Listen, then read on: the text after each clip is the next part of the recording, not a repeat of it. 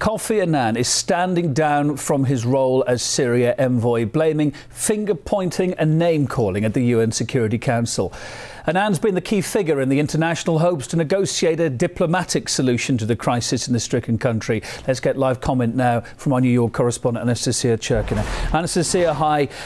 How does Annan explain his decision to resign? It's happened in the last few hours. Bring us up to date. Kevin, Kofi Annan, the UN Special Envoy to Syria, is in fact resigning officially. This resignation will be finalized at the end of the month on August 31st when his mandate expires. We have to remember, of course, that the Nobel Peace Prize laureate was recruited by Ban Ki-moon, UN Secretary General, around 6 months ago to join the team of countries working and trying to resolve this conflict and the United Nations to be the key mediator in attempting to solve the Syrian crisis.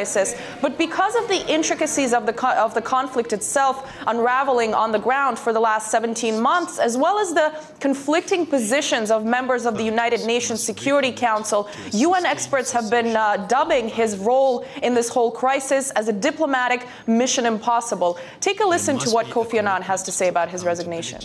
The increase in militarization on the ground and the clear lack of unity in the Security Council have fundamentally changed the circumstances for the effective exercise of my role. At a time when the Syrian people desperately need action, there continues to be finger-pointing and name-calling in the Security Council. And Kofi Annan's words are really showing to be true, because we're already hearing from the United States saying that his resignation, his departure from the post underlines, it turns out, Russia's and China's failure to participate appropriately in supporting the Syria action. But the gist of the story here is, Kevin, that basically Russia, we have heard from Russia say that, look, all of the countries signed up for trying to make sure that both sides of the conflict sit down for talks and negotiations. But in reality, behind closed doors, Russia has been, it has been said that behind closed doors, it's important to just not pretend and say this on paper, but also make sure you're not supporting any specific side of the conflict. And we have seen developments of that sort take place in the Syrian crisis.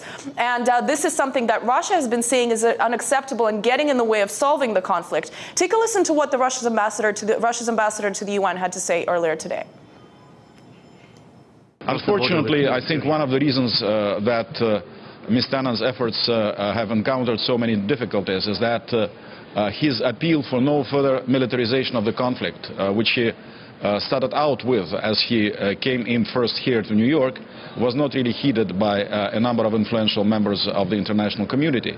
So we have a rather strange situation when some countries who are expressing their regret about violence in Syria are at the same time those countries who are providing weapons almost openly to the armed opposition groups. Well, Kofi Annan leaves behind a six-point peace plan, and we do know already that Ban Ki-moon is already in negotiations with the Arab League, trying to find a successor for Annan. We do not know yet who that person is going to be, and we will have to wait and see whether this new negotiator will stick with Annan's plan or find something completely different. We do know that many experts have dubbed the plan unrealistic and saying that that's why it didn't work out. But for the month, Kofi Annan will be around, and we have heard from leaders say that they hope this month will be productive in his work still. But we do know, of course, that many have expressed regret, including the Russian President Vladimir Putin. Indeed, Anastasia Churkina, thanks for bringing us the view there from New York. Appreciated. Well, I spoke a bit earlier to journalist Neil Clark. He believes Western nations never backed Kofi Annan's peace plan, and they're solely to blame for the ongoing bloodshed. Kofi Annan has worked tirelessly to try to bring peace to Syria. But unfortunately, he's been undermined every step of the way by the Western powers, basically, who don't want to see a peaceful solution to this crisis.